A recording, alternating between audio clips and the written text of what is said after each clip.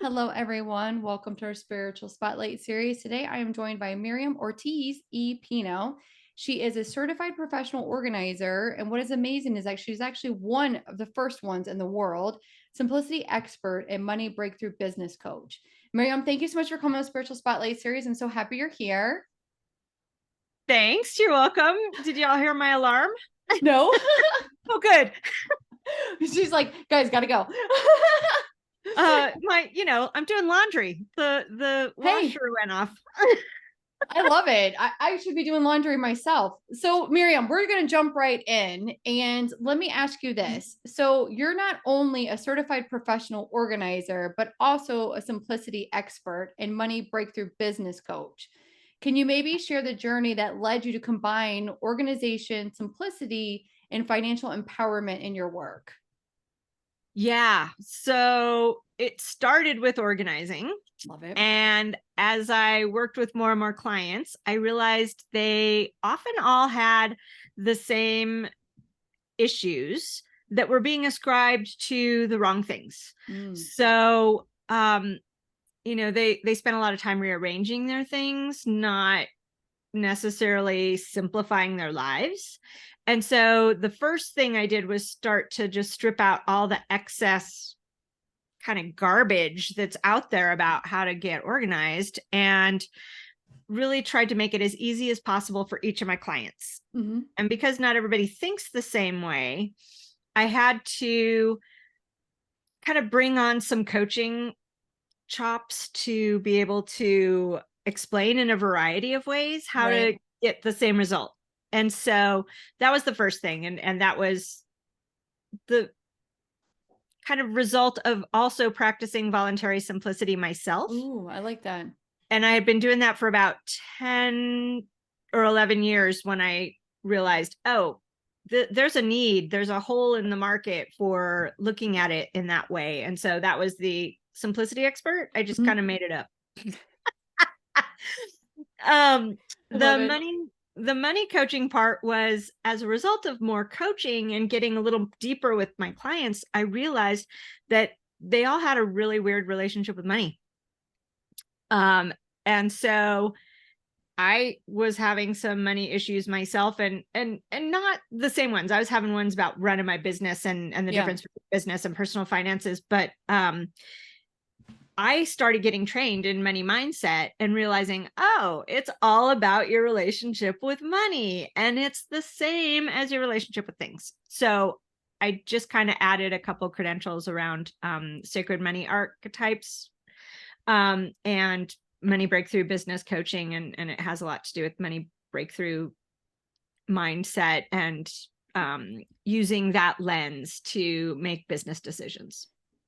It's something that is so needed and so valuable is like Mhm. mindset work, money mindset work. And I like the simplicity work that you're doing also. Like, I just think we have so much clutter, Mhm. and we don't know where to start. So let me ask you Yeah. this. So you've actually founded More Than Organized in 2001 with the goal Mhm. of creating freedom in your own life. How has your personal quest for freedom influenced the way you guide entrepreneurs and creative individuals in crafting their environments? Oh, good question. It is a lot. We'll be Oh, here all day, guys. yeah. No, because I recognize that desire to have freedom, Mm, but maintain control. And that's what so many entrepreneurs do. They don't release enough control to grow and then right. wonder why it's not working. And it goes back to many things. It's, is it an abundant or a scarcity mindset? And how can we make it all work together? And the more you get one thing right, the more it leads to the other things going right. And I love that by making the connection between your creativity, your work, like what you excel at, your organization, your productivity, and your money mindset, everything starts working together. And the more in alignment you are with who you want to be, the easier all those things are as well, because you can then stop listening to other people and listen to yourself and do it that way. That is beautiful. Honestly, that is beautiful. So let me ask you this. The Mhm. concept of organizing goes beyond tidiness. It's about who and how we want to be. Can you maybe elaborate on how your approach to organizing encompasses personal growth and self-discovery? Yeah, it's really cool. So one of those connections I discovered is that as we would go through people's things, we would discover who they were. So Or I true. would.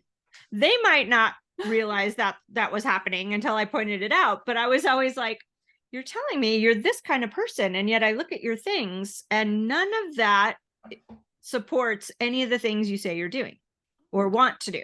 Yeah. It's all this other stuff. It's all the busy work. It's all the extra. It's all the shoulds and expectations of other people, not yourself. So looking at it both ways, like, who would you like to be? Let's reverse engineer it from there. And, or, well, if you aren't sure what that is, let's figure it out by actually looking at your things. What lights you up as we go through your things? So it works both ways, but I love that approach to it, because the more we can become who we want to be and how we want to be, the more the things in our lives align up with that.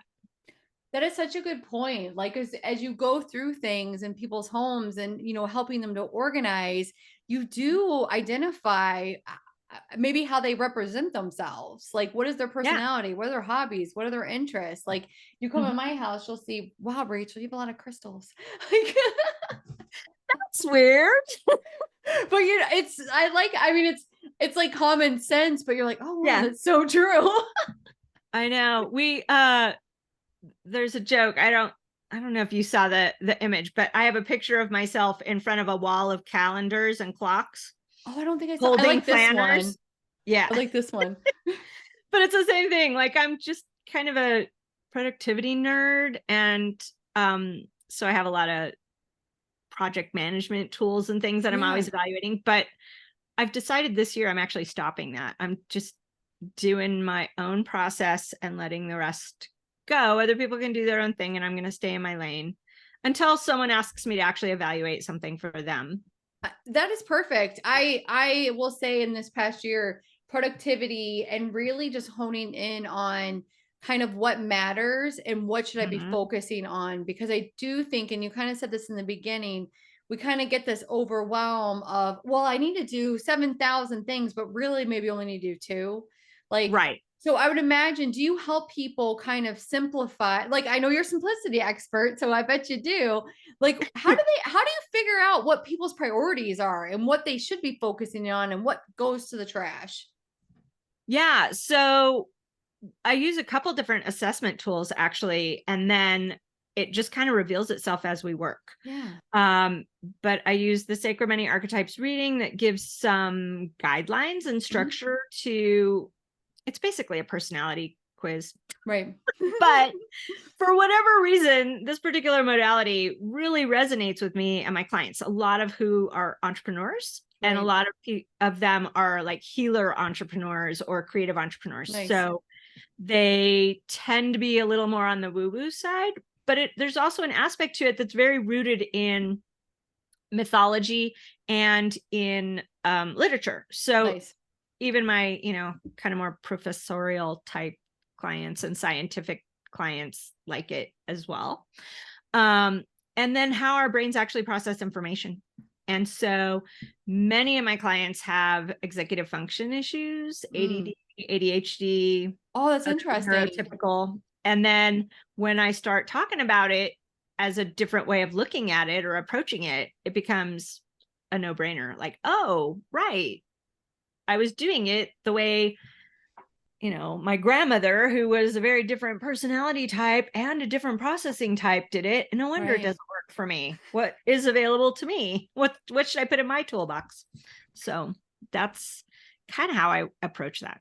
I like that you do the money archetypes. I will say that archetypes is definitely becoming more and more known. And, you don't have to be in the woo-woo industry, but the masks that we wear and the personalities that come forward. And I like that it's specific to money.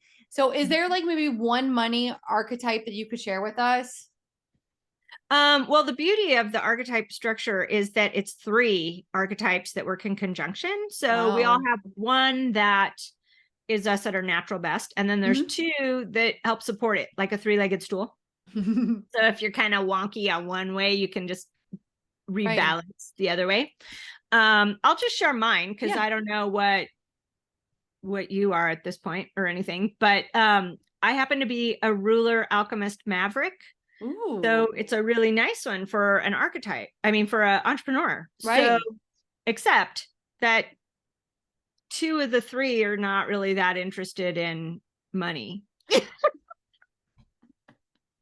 interested in ideas. Like all of them are ideas. Like, great. And so, there are some struggles with that, but I know what to do and I know what to focus on to make getting the money easier and maintaining growing a business. Yeah. That is perfect. I love that. I love that. That's I'm having a moment. So let me ask you this. So we're kind of talking about the money mindset. So as a money breakthrough business coach, you help entrepreneurs build wealth through organization. What are maybe some key strategies or mindset shifts that entrepreneurs can implement to improve their financial well-being? Yeah. So you said one of them, systems set you free. Have some systems and it all starts coming together. So when you have a little bit of structure, you know what to work on and when you become aware of the identity, who and how you want to be, you can shed the identities that don't serve you and get in the way. And so that also helps. But the scarcity mindset, when you go from being an employee to being a business owner, you got to shift and become a little more in line with taking a few risks. They can be measured risks, but you got to take risks if you want to run a business. There's no way around it. So how do you start figuring out what is good for you to invest in? What is a good point based on your archetype that you might put into place that helps you get to the next level, as it were, and how to have enough structure in your business so you're running, especially when we're solopreneurs or small businesses. So true. We wear so many hats and there's going to be pieces of the puzzle that you don't enjoy doing. And so having some systems in place, especially around the marketing and the money, helps you bring everything together. So it becomes easier. You know how much you're charging, you know what you're selling, you know who your clients are, you know what to say to get your clients. Right. All of a sudden, you're not working on 12 different things. You're working on the one thing, serving the client.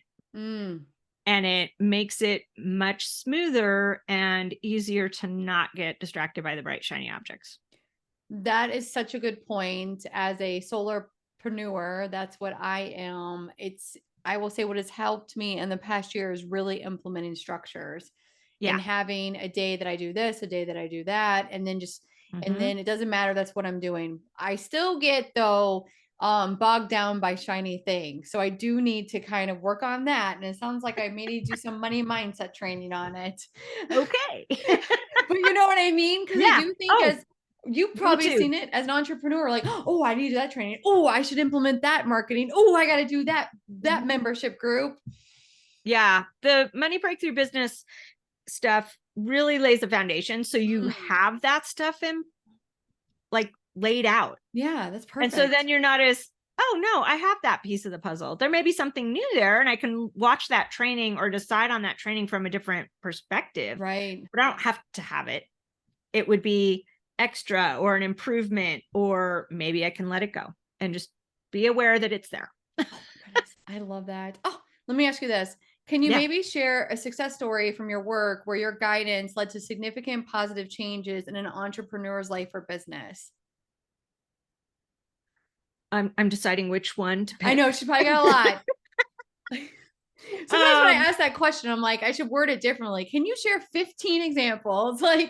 Right. I'm trying to think who's had. Okay, so I worked with this mediator who was running her business from her home and had been for a while, and used to be a big time lawyer, and then switched to mediation so she could work a little bit less and on her own terms and all that. And she kind of set up her home office. And this was even before COVID, we started. And just, working at home, working at the dining room table, not really knowing where her files were, feeling a little less than confident in her ability to run a business versus being a worker bee in a big firm and, that kind of thing. Yeah. So all we did was go through her stuff and make an actual office where things had a designated home. And she had kind of the outline of a flexible structure for each day where she would contact clients, she would work with clients, she would do the paperwork, she would do the research, whatever she needed to do. And within a year, she had like doubled the number of people she was helping and feeling like she was working less and gardening more. Wow. And it was just because she wasn't working in circles anymore. She had a plan and a purpose and was thinking about it differently. It was no longer this thing she had to do to bring in a little extra money so she could make ends meet in retirement. It was, I get to build this as big as I want it. And so, we just looked at our 5 essential business systems and set them up. I love that. That is amazing. That's so cool. So let me ask you this. You're the creator of the Streamline Solution. Can you maybe explain what the solution entails and how it helps individuals connect control and freedom in their lives? Yeah. So it's basically a 5-step program that I do. The Streamlined, I know this is getting in the weeds a little bit, but there's a system I use with all my clients called the Streamline system. The solution is how I apply it to my business clients, really. But it involves dreaming a little bit. Ooh. So what do you really want? Who do you want to be? Let's figure out what would be a satisfying and meaningful life for you. We do the money mindset, but we also do decluttering and designating the homes and spaces for where the things go. So that can be actual things, or it could be the business systems, like where are you processing your money? Where are you processing your marketing? Then we develop habits so that you use the systems and they work for you instead of against you. And then you get to delight in the results.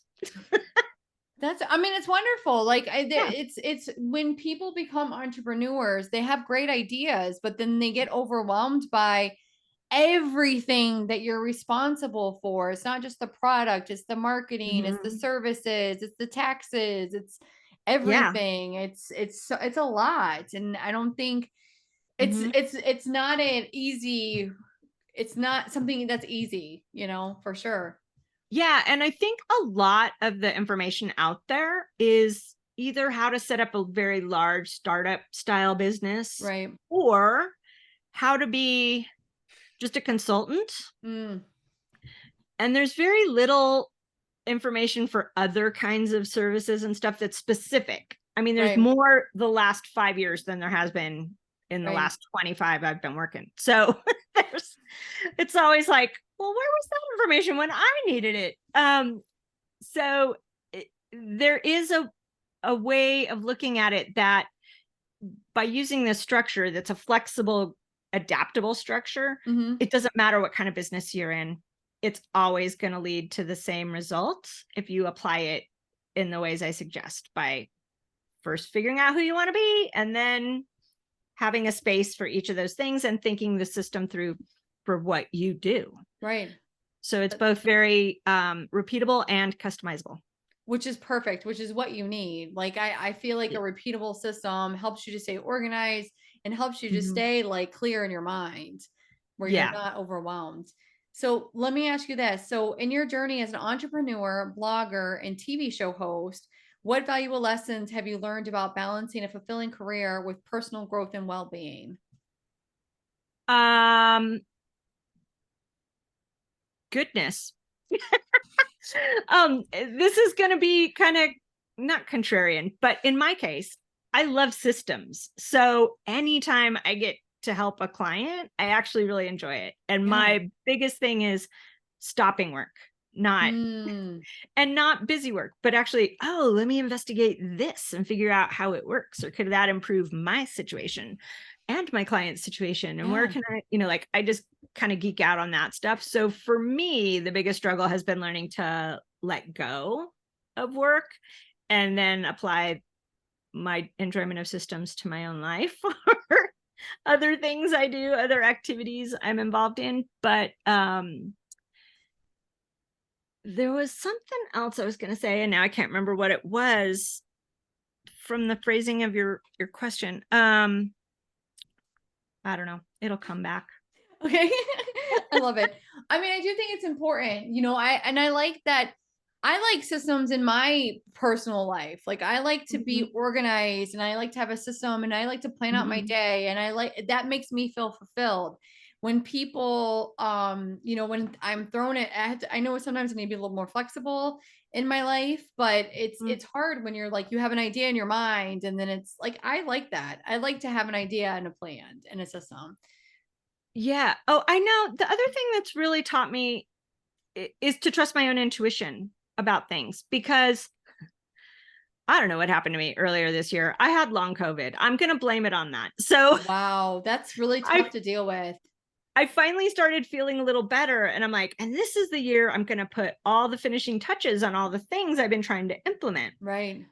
And instead of just doing it, I went and signed up for like 12 new classes to teach me how to do it. And I'm like, a couple months into the year going, I knew this.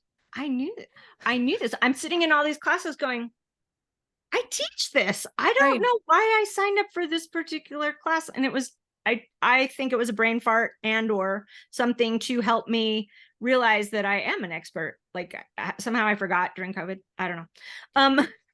And But a so that reminder was, is good. I would agree with you. Even as for yeah, someone like myself, I'm a spiritual healer and you know, I'll sign up for a class and I'm like, I already know how to do this. Like why is it for yeah, confidence? Is it just for reassurance? Like is it to learn another insight? And then right. I've stopped signing up for things. I pause before I sign up and then I'm like, Yep. do I really need this, Rachel? Yes, you do. Yeah, I now have implemented a system for deciding which classes I'm going to take and when.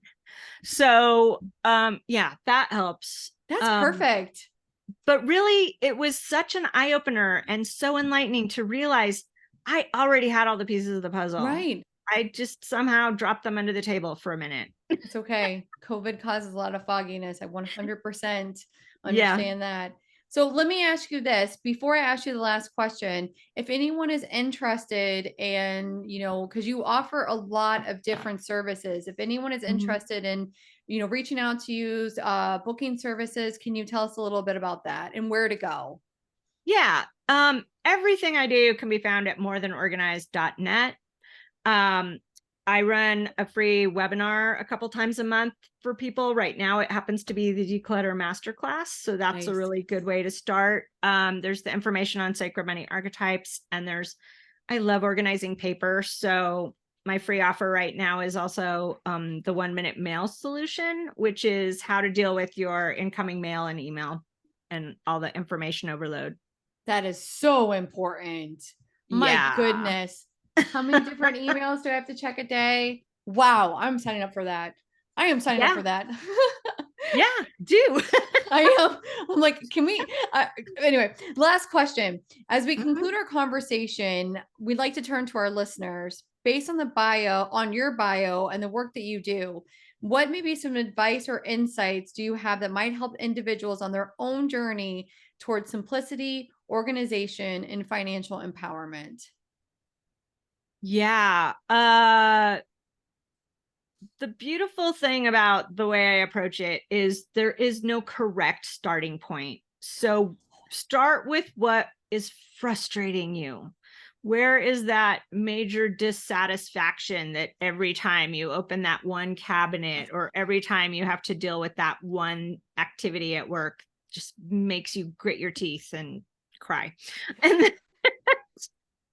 then look at that. Like, why is Yeah. that happening? What is the problem? And fix that one thing so that you can always be improving one little step at a time.